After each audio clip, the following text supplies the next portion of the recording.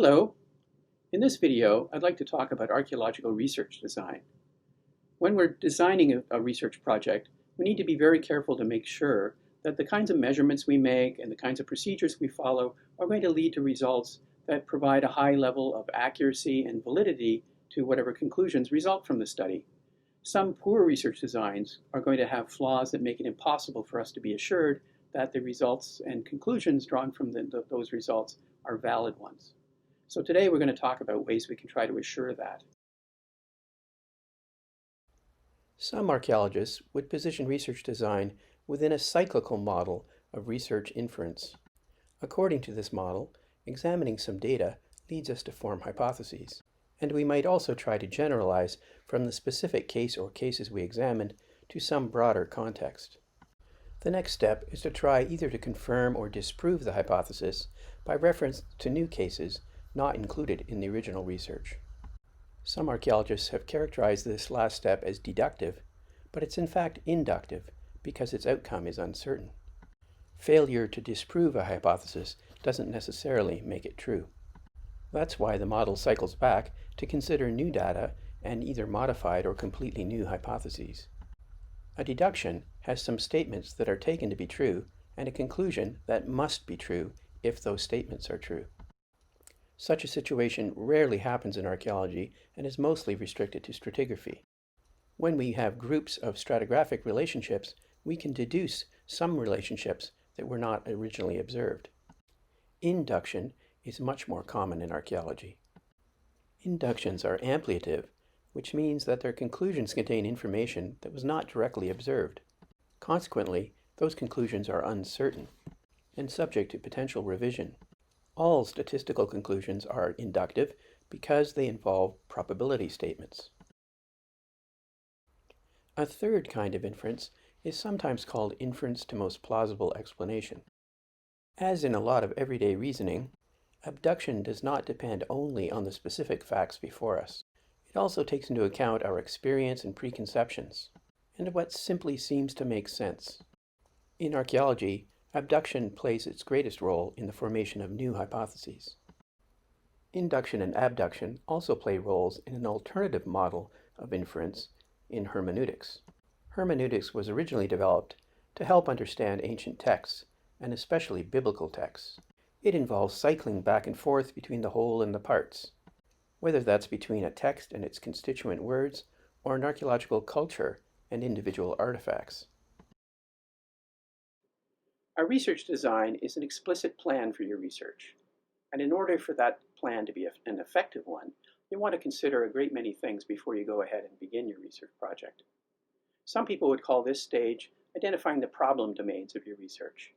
It can include such things as perusing the literature, both recent literature and sometimes quite old literature, to identify gaps in knowledge and major questions that need to be resolved. In research that depends on past fieldwork, it's important to understand its methods and protocols. This can be particularly important if your project involves taking data from more than one excavation project that might have used different stratigraphic units or different protocols for recording data. It can also involve things like deciding what kinds of measurements might be relevant to answering this question, and whether they're direct or indirect measurements, what kinds of instruments you might use to make those measurements, what other kinds of evidence might be available that other people haven't thought of before. You also have to decide things like whether or not you want to take a sample or whether or not you want to use statistical methods. All of these are parts of the problem domain for your project. The simplest research design is what I like to call the Sir Edmund Hillary design. Hillary is often credited, though mistakenly, for saying, "because it's there." This applies to cases where we excavate and analyze a site just because it seems intrinsically interesting. Yet another kind of descriptive research design is one you might call the case study. It's one where you try to delve very deeply into a particular site or a particular region to understand it in extreme detail.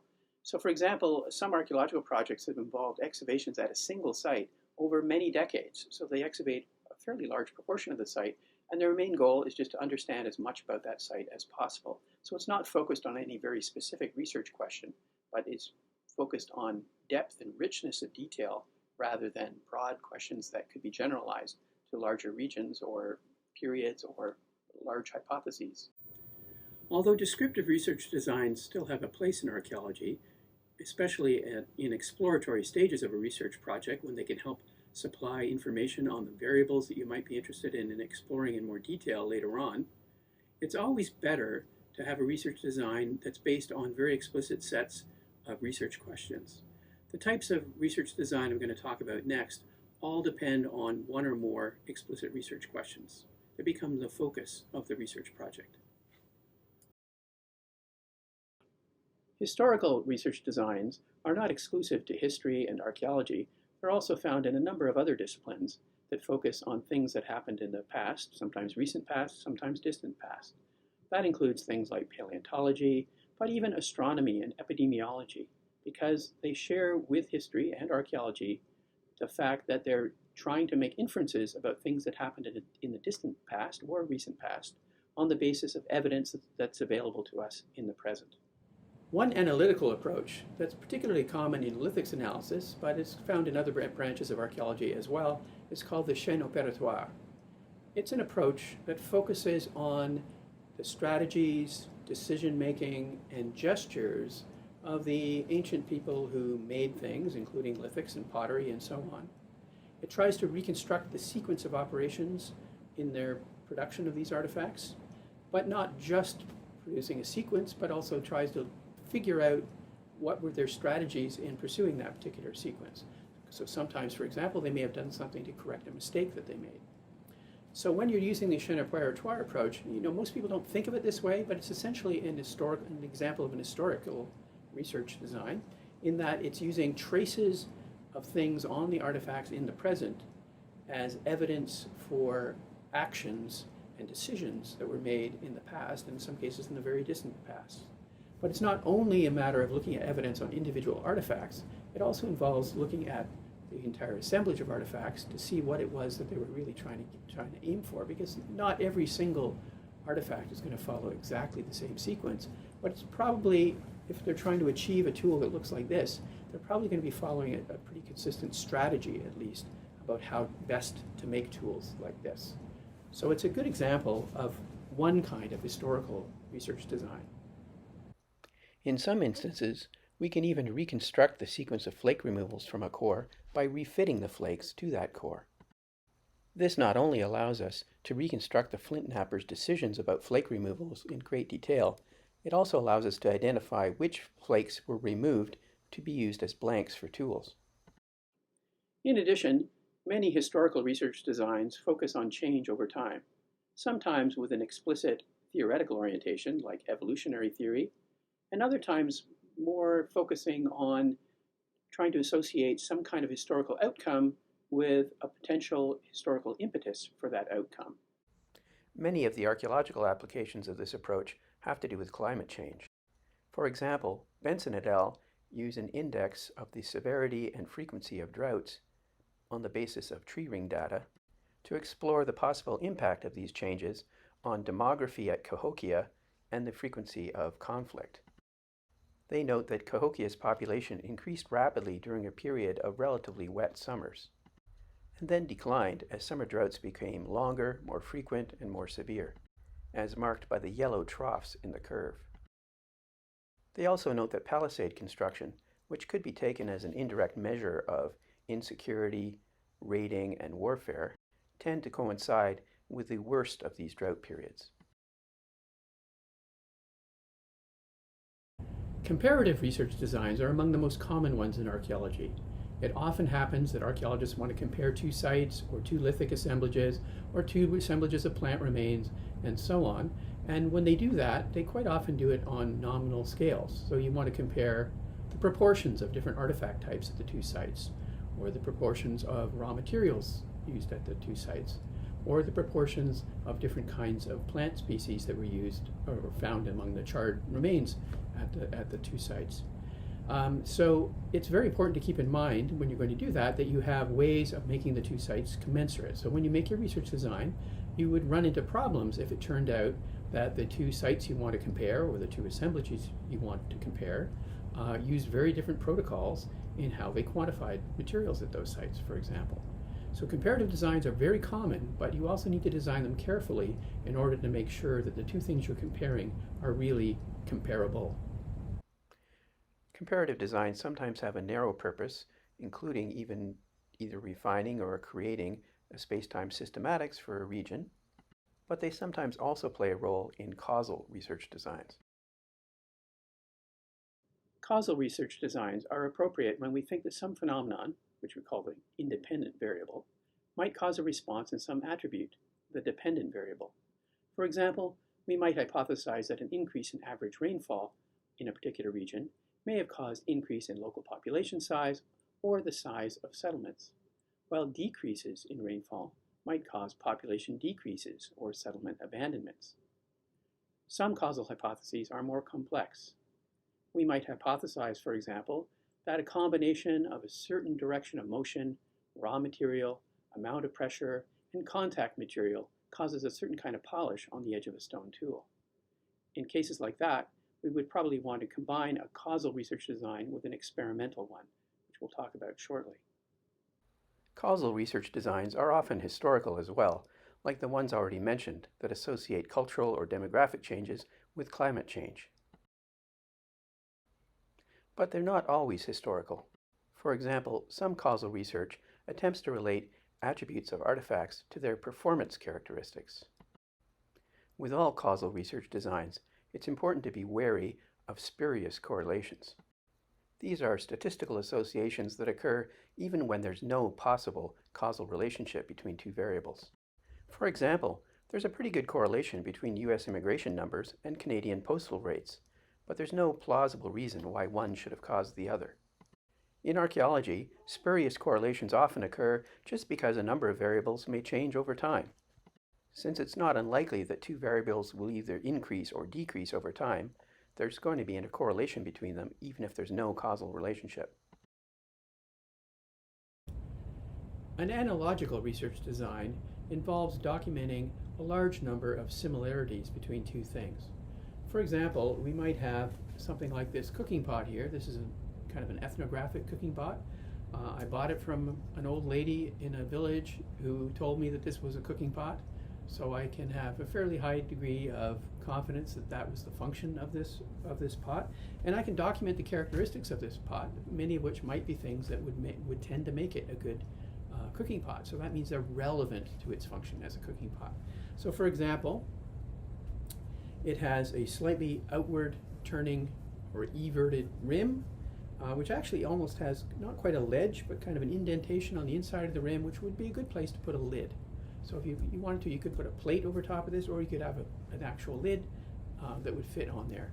It has an opening, a diameter of an interior diameter at the rim that's a little over 10 centimeters. So that's big enough that you can get food out of there and put food in. And it's also big enough you can stir the pot fairly readily. It has a shape that is kind of globular, although not perfectly globular. It's a kind of conical on the top and then round on the bottom. The round bottom allows it to be set on a fire, perhaps on a tripod or on some small stones that would be placed in the fire. And if we examine the bottom of the pot, we can see lots of little nicks and wear on it. Some of it could be just from wear from sitting on a table surface like this, as it's been sitting in my office for quite a while. But it also has wear in various other parts of the base that would not get wear if it were sitting like that, but would potentially come from sitting on rocks, sitting on stones in a fire. It also has spalling on it in various places, which probably was a result of heat expansion. So when this was heated up, little inclusions in the paste of the pot probably kind of blew out of the side of the pot. So that probably is suggestive of having been used on a fire. There's also a certain amount of soot in some places on the exterior of the pot as well, and potentially some, it's a bit hard to tell, but it's a bit dirty on the interior. It's hard to tell just by looking at it if that's from residues from cooking material inside the pot or not. We can also see that where the temper is visible, some of it might be calcite temper. So those are all the characteristics of this pot, some of which might be attributes that make it good as a cooking pot. The globular shape helps to maintain heat inside. The round bottom makes it easier for flames to kind of go around the pot if it's placed in a fire. The opening is practical in terms of its size and makes allowances for a lid. It also has two handles. I forgot to mention that. That's quite important. Two handles that could allow us to suspend the pot over a fire, but also give us some way to manipulate the pot and pick it up when it's hot, potentially. So all those things are traits that are relevant to the function of this pot. I should mention that calcite temper is relevant because it has a thermal expansion coefficient that makes it kind of suitable for pots that are going to experience fairly rapid heating or cooling. Now, when we're doing an analogical research project, the idea would now be to compare a pot whose function is known, if function is the goal of our analogy. It's not always going to be function, but let's say it is. And then we have some archaeological pottery.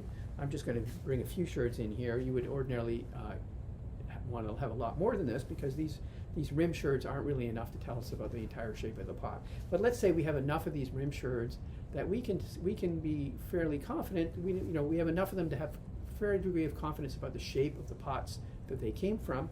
And let's say they came from pots that had a fairly globular shape, kind of like this, and round bottoms. So that would be one point of similarity between them. And let's say they also had strap handles on them just below the rim, like this one. Second point of similarity. And let's say they had a rim that was slightly everted. So that's another point of similarity. These ones don't have a little ledge on the inside, but at least they are everted. And let's say their rim diameters are only a little bit bigger than this one. So it's similar in diameter of the opening as well. And let's say they also have calcite temper. So that's a large number of relevant similarities between the pot whose function is known and these sherds and others like them whose function is unknown. So if it turns out, well, in fact, some of these also have soot on the outside. There's a little bit of soot on that one right there. So that's another point of similarity, is that at least some of the sherds have soot on them. So we have a large number of similarities between the two sets of items, the pots of known function and the pots of unknown function. And the point of analogy is that we conclude or we infer by induction that when the two sets of pottery share that many relevant attributes, we can assume, or we'll not assume, but we can infer that they probably also share other attributes that we're not able to observe, such as function. So we can observe the function on this one, or at least I had a former user of the pot tell me the function of this one. We can't observe the function of these ones, but we now infer that they had the same function as this one. As it's an induction, we can't be absolutely certain of that conclusion, but as long as we have a large number of relevant attributes that show the similarity, it's at least a viable hypothesis. Analogy plays a big role in a lot of archaeological research on the function of ancient tools. Typically, we compare attributes of the ancient tools with the same attributes on modern tools that we've used experimentally in a particular way on particular materials. If the ancient and modern experimental tools share a very large number of attributes, we might then conclude that they were used in the same way. However, as this is an inductive approach, we can never be certain of that result, which is why we would normally combine this with an experimental approach. Archaeological experiments typically have an element of analogy, but true experiments also have other features. Some kinds of archaeological experiments and ethnoarchaeology might better be thought of as reenactments because they don't have the features of true experiments, but might help us appreciate some of the factors that are involved in ancient technologies. Others are quasi-experiments that attempt to control for some of the confounding factors that can affect the experimental results. True experiments use both control groups and randomization to control for confounding factors. There are a lot of things to consider in an experimental design because so many variables can affect the outcome of the experiment. Usually we're interested in exploring one particular variable, what its impact is on something. So for example, if we're doing use-where experiments, we might be interested in determining what kind of polish develops on the edge of a stone tool when it's used in a particular way on a particular material, such as some kind of wood, or perhaps antler or bone. But when we do an experiment like that, we have to be mindful of all the other factors, what we call confounding factors, that can also affect the outcome of the experiment. So for example, I can take a flint edge, and maybe we decide we're going to experiment with a longitudinal incising motion in one direction using a particular kind of raw material, in this case a Jordanian flint.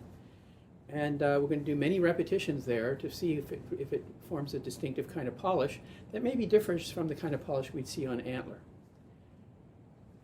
Now, among the factors that we'd expect to affect the degree of polish and the kind of polish on that edge is certainly the material, the contact material that we're incising, in this case wood, the raw material, in this case flint, the edge angle on that flint. The shape of the edge in plan view might also be a factor. But other factors would include things like how much pressure I apply when I'm doing it, whether I'm doing it or someone else does it.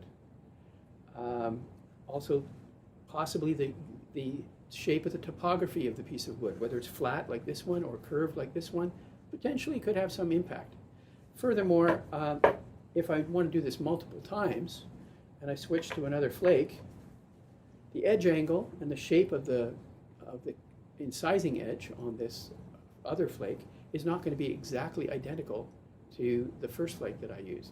So again, if I get a different kind of polish on this one than that one, when I use it on, say, antler, does that mean that the difference in polish is due to the fact that I used a contact material of antler instead of wood, or is it due to the fact that there are small variations in the shape of the edge on the tool, the edge angle on the tool, or the amount of pressure perhaps that I put on the tool when I did the incising motion? The problem gets even more difficult when multiple people are involved in the experiment. So when I'm making an incising motion, I'll be doing it in a certain way. One of my colleagues might come along and do some motions, particularly since we usually want to do lots and lots of motions and we get tired. We sometimes might take turns doing the different motions. But my colleague might incise it in a slightly different way, might hold the tool at a slightly different angle, for example. All of those things might make very little difference, or they might make a lot of difference. The point is we don't know unless we investigate those things, or we find some ways to control for them. The easiest way to control for many of these factors, now some we can try to hold constant. For example, if we're concerned about the angle at which the tool is held during a scraping motion, we can actually construct a device that holds the tool at a constant angle so that when we do the scraping motion by rolling it back and forth or something, it's going to be constant angle and perhaps even a constant pressure. We can make some kind of setup that would allow us to control the angle and the pressure extremely well. But lots of times there are things going on in experiments that we can't control very effectively in that way. So the alternative is to control them with randomness. So what we would do in that instance, recognizing that each of the flint edges that we're going to use is slightly different, and that each researcher is going to be slightly different in terms of how they hold the tool, how much pressure they apply, and that sort of thing, we make sure we randomize all of these variables as much as possible, so that each time I'm going to do a certain number of repetitions of a cutting motion on this piece of wood, I would first of all randomly pick one of the flints to make sure that I'm not biasing the result in terms of which flint I'm going to use. So I roll here a 2, so that means I'm going to use this flint, whose cutting edge is this one here, and I might roll the dice again to decide which piece of wood I'm going to use. If I have, in this case, I have 3 different pieces of wood of the same species. This one's kind of small though, but these 2 are maybe big enough to use. So I maybe would roll again. An even number gives me this one, an odd number gives me that one. It's an odd number, so I'm going to use this one. And then maybe also use a random number table or something to decide how many repetitions I'm going to do before my colleague steps in and does some more repetitions, a certain number of times dictated by a random number table. And then either I or somebody else replaces that colleague to do some more repetitions. So those are some of the factors you have to think about in an experimental design, but there are others as well. One is that you need to have a control group,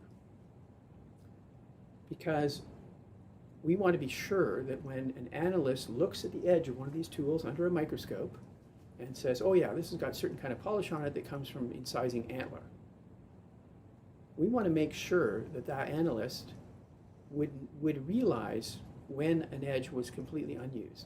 So the most obvious kind of control group to use in something like a use-where experiment is to have some tools that were not used at all. So we would again randomly assign each of the tools to groups, some of which are going to be used for incising antler, let's say, some of which are going to be used for incising wood, and some are not going to be used at all. Okay, so that's the ones that are not used at all, those are the control group. So our main goal is to see if there's a difference in polish between incising wood and incising antler, but we also have a control group that's not used at all, because if we can't recognize a tool that hasn't been used at all, that would obviously be problematic. The other thing is to have blind testing or double blind testing. What blind testing means is that the person working at the microscope to look for the polish on the edges of the tool doesn't know to which group the flakes belong. In other words, that would not be me. If I'm the one who's incising the wood and incising the antler, I should not be the one looking through the microscope. That should be some other member of the project who has no idea which flakes were used for incising wood, which ones were used for incising antler, and which ones were not used at all.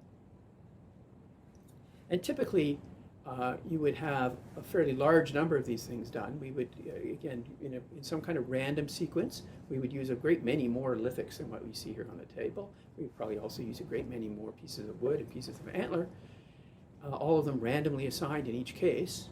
And then the analyst who's looking through the microscope would get a whole bunch of those periodically as the experiment is going on. So we might do, say, 2,000 repetitions, and then the analyst looks at them, and then we do another 2,000 or 3,000 repetitions, and then the analyst looks at them again. But each time the analyst looks at them, she or he is not going to remember which ones they'd seen before and what they saw on them before, and they're also not going to know which ones were used for what or used at all. And those precautions allow us to control for these so-called confounding factors.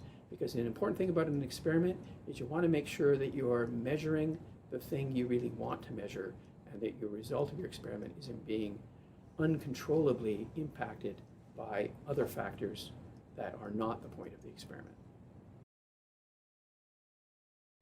Several times in this video, I've referred to validity, and a high degree of validity is one of the major goals of a research design. Essentially, we want to ensure that our research design meets our objectives and is not confounded by variables that we didn't anticipate. Some impacts on validity involve our choice of indirect measures.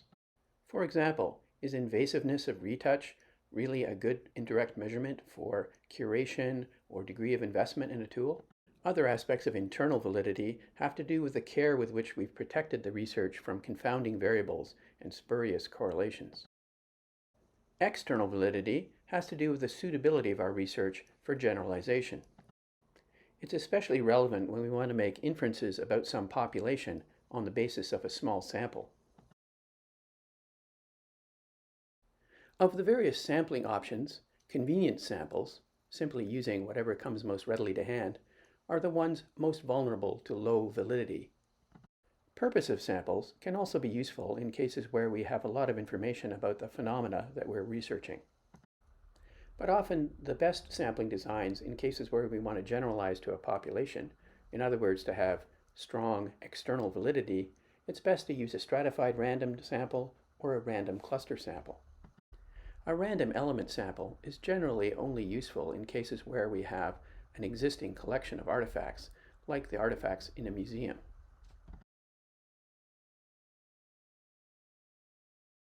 Most often, we have to deal with cluster samples, because typically our sampling elements are spaces or layers rather than artifacts. For example, we might excavate a random sample of rooms and outdoor spaces in a pueblo and collect all the artifacts from those rooms, while none of the artifacts from the unexcavated rooms. A stratified sample would involve dividing the population, in this case the pueblo again, into smaller subpopulations that we think are different from one another. This ensures that our sample includes artifacts from all the subpopulations, or strata, in the population. More commonly, we'd use a stratified cluster sample. That could include randomly selecting a number of rooms and spaces in each stratum of the population, and then analyzing all the artifacts from each of those spaces. In this video, I was only able to hit some of the highlights of research design, and I discussed sampling specifically in another video. One of the most important aspects of research design is to have an explicit research question or hypothesis that will guide that design. In the context of this research question, you should also examine prior information on the topic and review available methods that might be applicable. Then you'll also need to decide on protocols for things like measurement, classifications, and how to collect, store, and disseminate the data that result from your study. All this will help ensure the internal validity of your project. You should also explicitly identify the target group or population of interest and use methods like sampling and randomization if external validity or generalizability to this larger population is important. In some instances, this will require attention to things like spurious correlations and confounding factors that might otherwise lead you down the path to a poor conclusion. This does not require you to adopt any specific theoretical orientation, but it does ensure that you find ways to make sure that your personal preconceptions and expectations don't unduly influence your results.